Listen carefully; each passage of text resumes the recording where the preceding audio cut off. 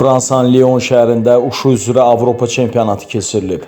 Yarış Azərbaycan idmanı üçün uğurlu nəticə ilə yadda qalıb. Bu mötəbər yarışda Gəncə şəhərindən olan Uşuçu da uğur əldə edib.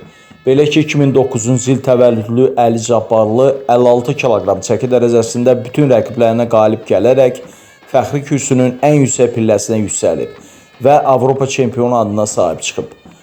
Gəncəli idmançının Gəncə şəhər Heydər Əliyev parkında Zəfər tağının önündə qarşılanma mərasimi keçirilib. Onu təbrik etmək üçün Gəncə idman ictimaiyyətinin nümayəndələri güc çiçəklə qarşılayıb. İlk olaraq çıxış edən Gəncə Daşkəsən Regional İdman İdarəsinin rəisi Elşən Hüseynov idmançını və onun şəxsi məşqçisini əldə olunan möhtəşəm qələbə münasibəti ilə təbrik edib. Əli Cabbarlıya qarşıdan gələn turnirlərdə uğurlar arzulayaraq, ölkəmizi gələcək yarışlarda da layiqincə təmsil edəcəyinə inandığını bildirib.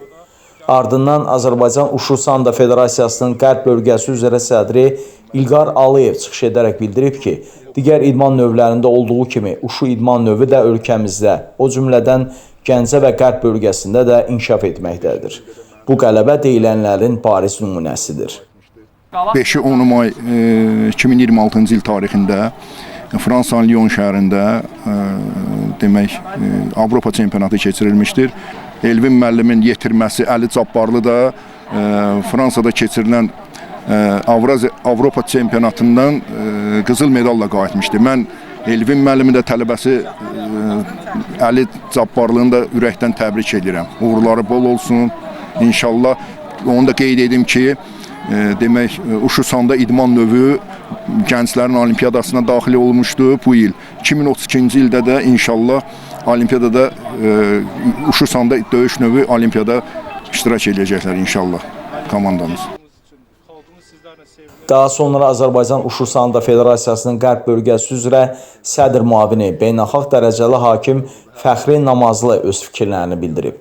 O turnir haqqında məlumat verərək vurğulayıb ki, idmançılarımız sözgedən mötəbər turnirdə uğurla çıxış edərək vətənə alnı-açıq qayıdıblar. Qarşılanma mərasimində söz alan Avropa çempionumuzun şəxsi məşqçisi Elvin Quliyev də fikirlərini bölüşüb. O əlavə edib ki, gələcəkdə Əli Cabbarlı kimi idmançıların sayının artırılması istiqamətində əzmlə məşqlər davam edəcək.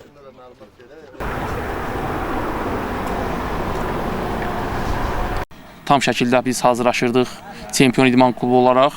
Şükürlər olsun ki, Əli ümidlərimizi doğrultdu və Avropa çempionu oldu.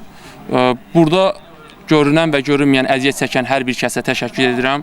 Klubumuzun rəhbəri Maksud Allahverdiyevə həm maddi, həm mənəvi verdiyi dəstəyə görə təşəkkürümü bildirirəm və federasiyamızın prezidenti Azər Həsənsoyada və yığma komandanın baş məşqçisi, gənclərdən ibarət yığma komandanın baş məşqçisi Elçin Eminova özlərinin təşəkkürümü bildirirəm. Sanda bildiyimiz kimi olimpisk idman növü olduğuna görə Avropa oyunlarına düşmə ehtimalı var və İslam oyunları var. Dünya oyunlarında çıxışlarımız gözlənilir. Məşqlərimizi tam şəkildə eləməliyik ki, 2032-yə də olimpiyadaya, lisenziya xarakterli yarışlarda iştirak etmək şansımız olsun. Mən Cabbarlı Əli, Fransanın Lyon şəhərində keçirilən Uşu Sanda üzrə Avropa çempionatında iştirak elədim. Mən burada 56 kiloqram çəki dərəcəsində mübarizə apardım. Mən bu döyüşdə 2 döyüş keçdim Avropa çempionatında. Birinci döyüşüm Romaniya idmançısı üzərində qələbə çaldım. İkinci döyüşüm final döyüşü, yəni 10 may gününə düşürdü və mən burada da çox prinsipli bir döyüş apardım və çempion oldum. Bu qələbəmi Ulu Öndər Heydər Əliyevin xatirəsinə həsr edirəm. Məlumat üçün bildirək ki, Azərbaycan millisi turnirdə ümumilikdə 15 medal qazanıb. Qarşıdakı əsas hədəflərdən biri 2032-ci ildə keçiriləcək yay olimpiya oyunlarının proqramına Uşu idman növünün salınması ehtimalı nəzərə alınaraq, olimpiyadada da daha uğurlu nəticələr göstərməkdir.